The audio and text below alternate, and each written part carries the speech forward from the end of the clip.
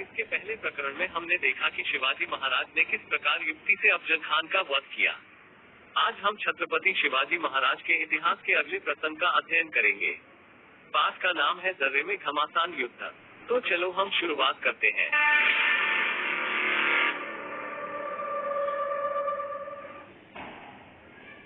पन्हाला जीता और आदिल शाह का क्रोध अफजल खान की हत्या से बीजापुर में खलबली मच गई। उसके बाद तुरंत ही शिवाजी महाराज ने पन्हालगढ़, जो बीजापुर के अधिकार में था, जीत लिया। इससे आदिल शाह बड़ा क्रोधित हुआ। उसे खाना पीना अच्छा नहीं लग रहा था। शिवाजी महाराज को पराजित करने के लिए उसने सिद्दी जौहर नामक सरदार को भेजा।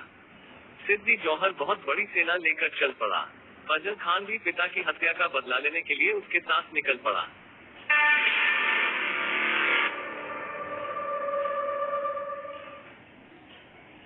पन्हालगढ़ को घेर लिया। सिद्दी जौहर शूरवीर पर क्रूर भी था।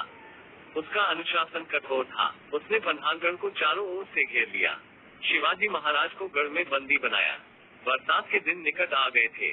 शिवाजी महाराज ने सोचा कि वर्षा आरंभ होते ही सिद्दी जौहर घेरा उठा लेगा, परंतु बरसात प्रारंभ होते ही उसने घेरा अधिक कड़ा कर दिया। किले में जो धन धान्य था वह समाप्त होने लगा। अब क्या करे? यह शक्ति का काम नहीं है। तब शिवाजी महाराज ने युक्ति से छुटकारा पाने का निश्चय किया। उन्होंने सिद्दी जौहर के पास संदेश भेजा कि शीघ्र ही किला आपके अधीन करता हूँ। वह प्रसन्न हुआ। उसने इस बात को स्वीकार कर लिया। घेरे से सिद्दी की सेना तंग आ गई थी। यह सुनकर सैनिक खुश हो गए कि शिवाजी महाराज शरण में आ रहे हैं। वे खाने पीने, गाने बजाने और हुक्का पानी में मग्न हो गए।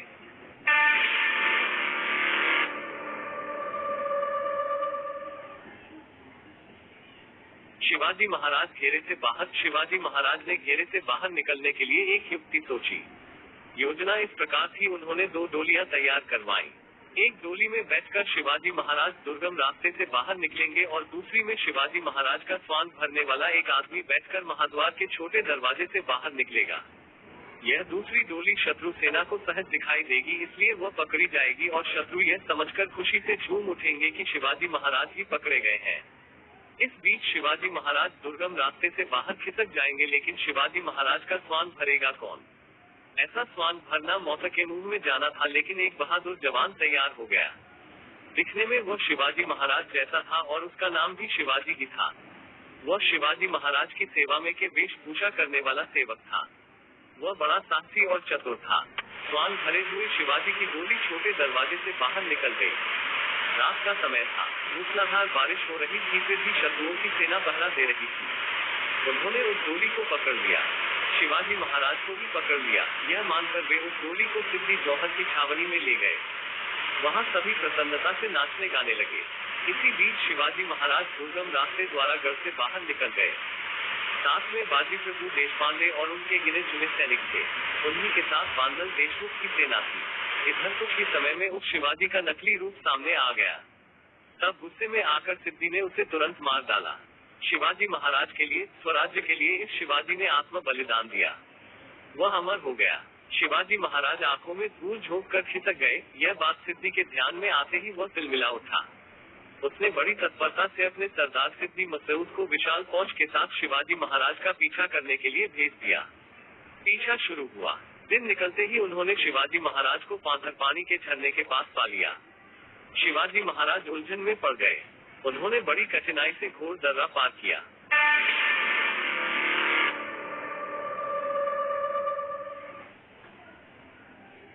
बाजी प्रभु का बागपन झल्लाए हुए सिद्दी के सैनिक बड़ी तेजी से दर्रे की ओर बढ़े आ रहे थे। शिवाजी महाराज ने सोचा कि अब विशालगढ़ पहुंचना कठिन है। उन्होंने बाजी प्रभु से कहा, बाजी, समय बड़े संकट का है। आगे चढ़ाई है, पीछे शत्रु है। अब विशालगढ़ तक पहुंचना कठिन है। चलो पीछे लौटकर शत्रु का मुकाबला करते हैं। बाजी प्रभु शिवाजी महाराज के मन में उत्पन्न दुविधा को जान गए। शत्रु विपर कर दर्रे की दिशा में आ रहा था। शिवाजी महाराज का जीवन खतरे में था। संपूर्ण स्वराज्य खतरे में था। बाजी प्रभु ने अधीर होकर शिवाजी महाराज से कहा, महाराज, आप कुछ सैनिकों के साथ विशालगढ़ की ओर चलिए। बचे हुए सैनिकों के साथ मैं दर्रे के मुंह पर खड़ा रहता हूँ। महाराज, मैं मर जाऊंगा पर शत्रु को दर्रा पार करने न दूंगा। एक बाजी गया तो आपको दूसरा मिलेगा, लेकिन स्वराज्य को शिवाजी महाराज की जरूरत है। शत्रुओं की संख्या अधिक है, हम संख्या में कम हैं। यहाँ हम टिक नहीं सकेंगे। आप यहाँ न रुकिए, हम दर्रे पर डटे रहेंगे। शत्रु को हम यहीं रोक लेंगे। जब तक आप गढ़ पर नहीं पहुँचते हैं तब तक हम शत्रु को यहीं रोक रखते हैं। आप निश्चित होकर जाए। बाजी प्रभु की स्वामी भक्ति देखकर शिवाजी महाराज का मन भर आया। बाजी प्रभु जैसा रत्न खोना उन्हें स्वीकार नहीं था, किंतु उन्हें स्वराज्य के लक्ष्य तक पहुंचना था। उन्होंने अपने मन को समझाया। शिवाजी महाराज ने बाजी प्रभु को बड़े प्यार से गले लगाया और कहा, हम गढ़ पर जाते हैं। वहां पहुंचते ही तोपों की आवाज होगी, फिर दर्रा छोड़कर आप तुरंत चले आना।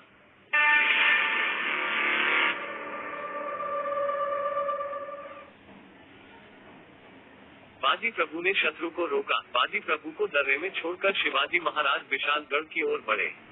बाजी प्रभु ने शिवाजी महाराज को झुककर प्रणाम किया। फिर उसने अपने हाथ में तलवार ली और वह दर्रे के मुंह पर आ खड़ा हुआ।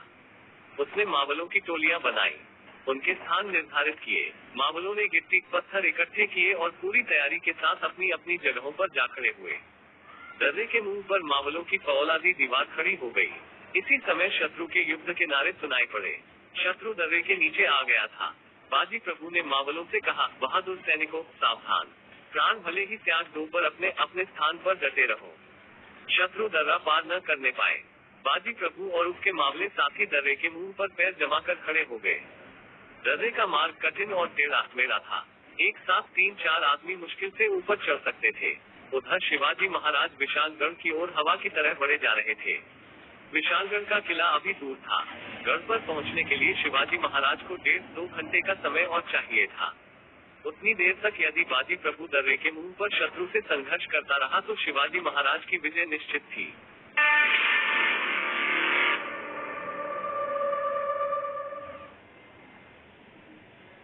दर्रे में घमासान युद्ध शुरू हुआ।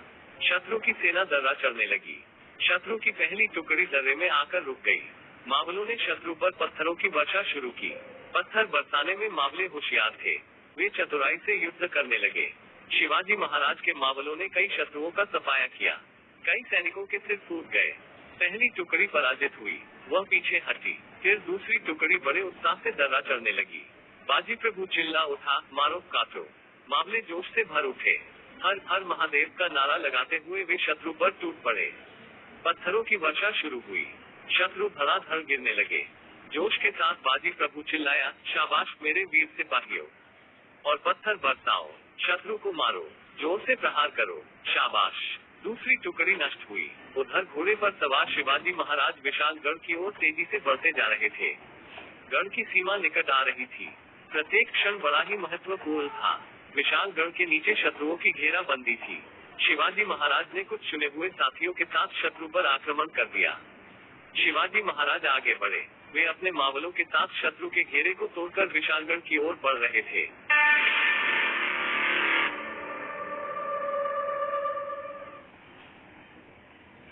बाजी प्रभु का पराक्रम यहाँ घोर दर्रे में घमासान चल रहा था। सिद्धि मत्स्योदकृत हो उठा था। उसकी तीसरी टुकड़ी दर्रा चढ़ने लगी। नाथों ने अपूर्व वीरता का परिचय दिया। शत्रु ने बाजी प्रभु पर हमला किया, उसको घेर लिया। बाजी प्रभु आवेश से लड़ने लगा। उसने अद्भुत पराक्रम दिखाया। बाजी प्रभु के शरीर पर बहुत प्रहार हुए थे। अंग अंग पर घाव लगे थे। शरीर से खून की धाराएं बहने लगी थी, फिर भी वह अपने स्थान पर अडिग रहा। उसका सारा शरीर खून से लथपथ हो गया था, मगर वह पीछे नहीं हटा। उसने मावलों को ऊंची आवाज में आदेश दिया। मावलों ने बड़े जोश के साथ शत्रु पर धावा बोल दिया। शत्रु पीछे हटा। बाजी प्रभु घायल हो गया था, फिर भी युद्ध जारी रखने के लिए वह मावलों को प्रेरणा दे रहा था। उसका सारा ध्यान तोपों की आवाजों की ओर लगा था।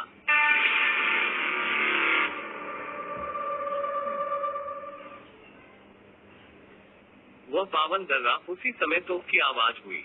युद्ध भूमि में गिरे हुए बाजी प्रभु के कानों में तोपों की आवाज सुनाई पड़ी। महाराज गढ़ पर पहुंच गए।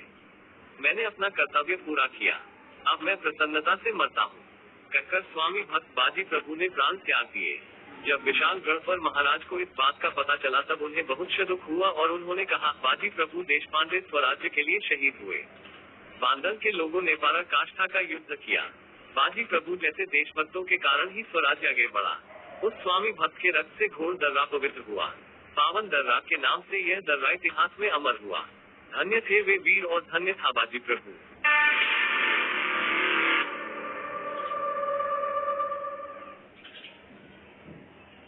तो बच्चों, इस प्रकार आज हमने इस प्रकरण में बाजी प्रभु का अद्भुत पराक्रम देखा। धन्य थे वे वीर, धन्य थे बाजी प्रभु। अब हम हमारा आज का प्रकरण यहीं समाप्त करते हैं।